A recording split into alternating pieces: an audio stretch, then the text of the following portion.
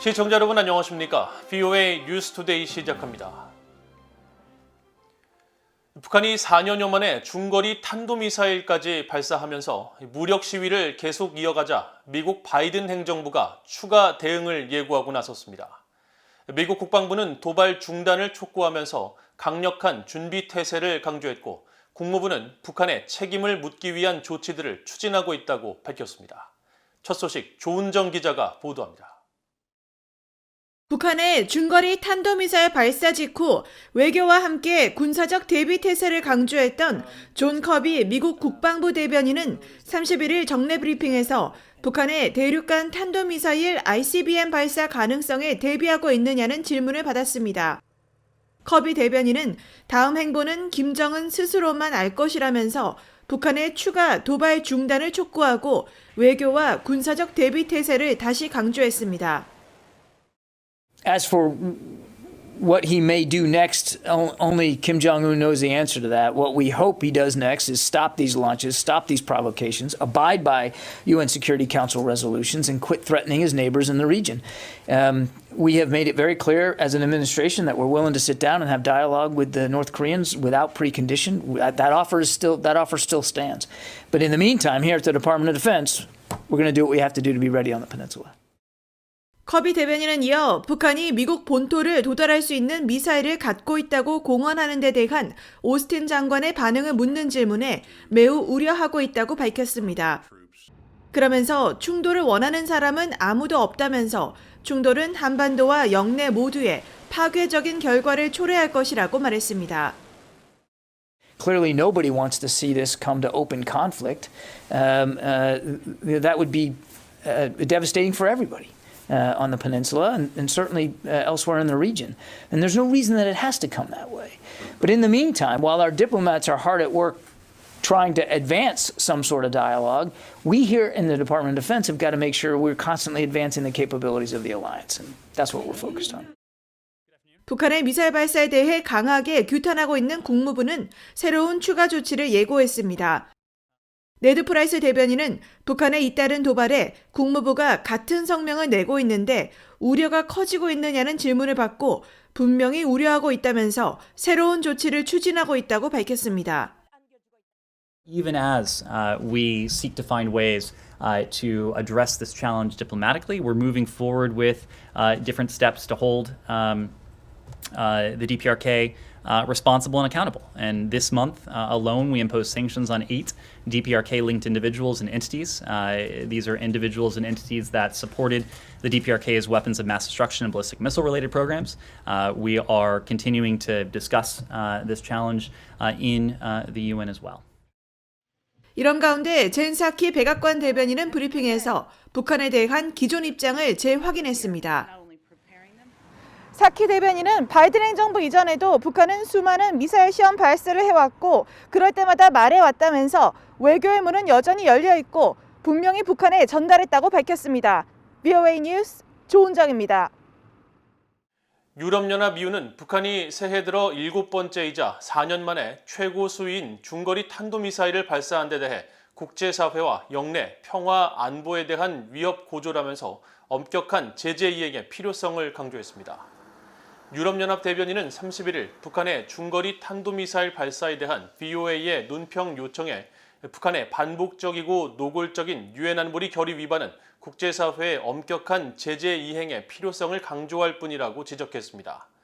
영국 외교부도 아만다 밀링 아시아 담당 국무상 명의의 성명을 통해 북한의 이번 발사와 지난 27일 발사 모두 유엔 안보리 결의를 명백히 위반한 것으로 영국의 영내 파트너와 세계 안보에 위협이 된다고 비판하고 완전하고 검증 가능하며 되돌릴 수 없는 북한의 비핵화 달성을 위해 북한은 미국과의 논의에 관여할 것을 촉구했습니다. 또 지난 2019년 10월 미북 실무협상 장소를 제공했던 스웨덴은 북한의 국제적 약속 이행과 유엔 안보리 결의에 따라 핵무기와 미사일 프로그램을 완전하고 검증 가능하며 되돌릴 수 없는 방식으로 폐기할 것을 촉구했습니다. 북한이 새해 들어 7번째 미사일 시험을 강행하면서 중거리 탄도미사일까지 발사하자 미국 의회에서는 공화당 의원들을 중심으로 북한을 규탄하는 목소리가 높아지고 있습니다. 하원 군사위원회의 공화당 의원들은 30일 트위터를 통해 북한의 이번 미사일 시험 발사에 대해 심술궂고 불안정한 북한의 지도자가 미국과 태평양 파트너들에게 가하는 위협을 무시할 수 없다면서 바이든 행정부는 이런 위협을 다루기 위해 괌 방어체계 가동 노력을 배가해야 한다고 강조했습니다. 또 한국계인 공화당의 영김 하원 의원은 30일 트위터를 통해 이번 미사일 발사는 김정은이 핵 야망을 포기할 의사가 없다는 점을 더 입증하는 것이라며 시기상조의 한국전쟁 종전선언은 김정은 정권을 더 대담하게 할 뿐이라고 지적하고 우리는 북한이 비핵화를 하고 인권을 개선하도록 해야 한다고 강조했습니다. 북한의 탄도미사일 발사가 잇따르면서 미국 정부는 추가 대응 조치를 예고했습니다.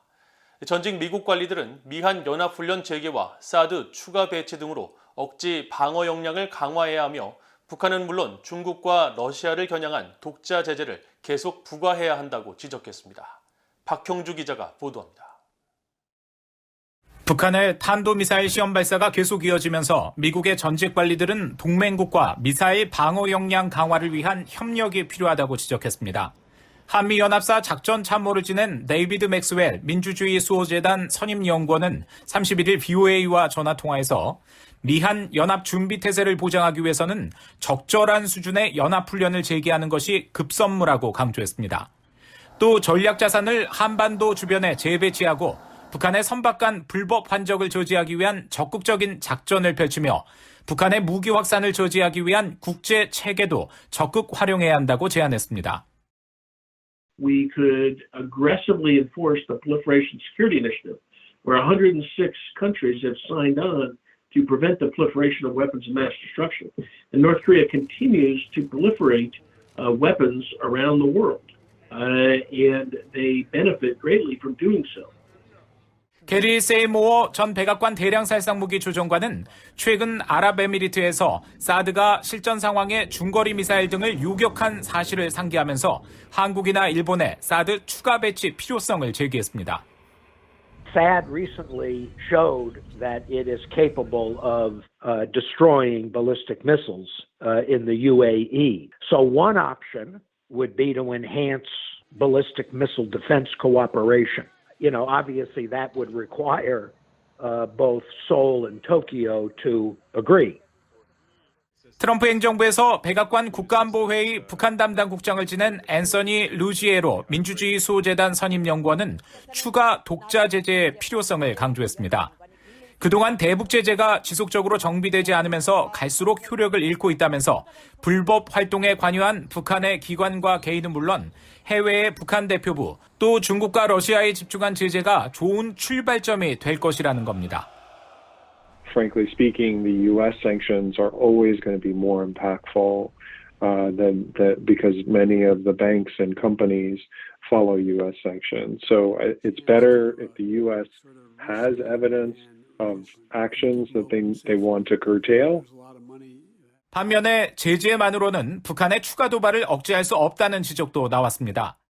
에릭 브루어 전 백악관 국가안보회의 비확산 국장은 미국의 독자 제재와 유엔 제재 등이 협상 국면에서는 지렛대를 제공할 수 있지만 제재만으로는 북한의 대륙간 탄도미사일 ICBM 발사 등을 멈추도록 설득하지 못할 것이라며 협상을 통한 합의 외에는 선택지가 많지 않다고 진단했습니다. VOA 뉴스 박형주입니다. 북한 정권의 후원을 받는 것으로 알려진 해킹 조직이 미국의 대표적 방위 산업체를 사칭해 악성 코드를 유포한 정황을 포착했다고 미국의 사이버 보안 업체가 밝혔습니다. 미국의 사이버 보안 업체 멀웨어 바이츠는 최근 보고서를 통해 북한 해킹 조직 라자루스가 미국의 대표적 방산업체인 로키드 마틴사를 사칭한 취업 제안 이메일을 발송해 해킹을 시도한 사실을 확인했다고 전했습니다. 보고서는 라자루스가 로키드 마틴사 취업에 관심이 있는 사람들을 상대로 취업 정보와 연봉 등을 미끼로 악성 코드가 포함된 문서를 배포했고 이 문서는 지난 2020년 4월에 만들어져 올해 1월까지 사용됐으며 과거 라자루스가 방위산업체 관계자를 대상으로 벌였던 해킹 수법과 동일한 특징을 보였다고 밝혔습니다. 보고서는 또 라자루스가 방위산업체 사칭에 그치지 않고 방위산업체를 직접 해킹 공격의 대상으로 삼기도 한다면서 과거 라자루스가 미국의 대표적 방산업체인 보잉과 노스롭 그루먼, 국제 방산업체인 BAE 시스템 등 여러 방산업체의 해킹 공격을 시도해 적발된 사례가 있는 만큼 관련 업계에 주의가 필요하다고 지적했습니다. 영국에서 북한 인권운동가로 활동하고 있는 탈북민 출신 박지현 징검다리 대표가 지난 29일 영국 옥스퍼드대 강연을 통해 북한 인권을 정치적 사안이 아닌 인류애적 시각에서 접근해야 한다고 강조했습니다. 박 대표는 이날 세계적인 강연 행사인 테드엑스의 옥스퍼드 컨퍼런스 2022 강연에서 북한은 국가 전체가 감옥이고 북한 주민은 현대판 노예와 같다면서 21세기 홀로코스트 참상이 벌어지는 북한을 핵, 미사일 등 안보 정치적 시각보다 인류애적 인권 차원에서 바라봐야 한다고 말했습니다. 박 대표는 31일 VOA에 750여 관객 중 많은 사람들이 우리가 이런 고통을 받을 때 당신들은 무엇을 했는가란 질문에 눈물을 흘렸고 행사 후 북한 주민들에 관해 많은 질문을 했다면서 자유를 먼저 누린 탈북민들은 김씨 정권의 노예로 살고 있는 주민들을 위해 목소리를 높여야 할 사명이 있다고 강조했습니다. 박 대표는 오는 18일 런던 정경대학 등 여러 대학에서 북한 인권에 관해 강연할 예정이며 영국 의회에서 행정관으로 일하고 있는 탈북민 출신 티머시 조시도 다음 달 11일 케임브리지대를 비롯해 노팅엄 대학과 임페리얼 대학교, 오는 4월에는 인권과 민주주의를 위한 제네바 정상회의에서 북한 인권 상황과 국제사회의 대응 방안에 관해 강연할 예정입니다. 이상으로 VOA 뉴스투데이를 모두 마칩니다. 시청해주신 여러분 고맙습니다.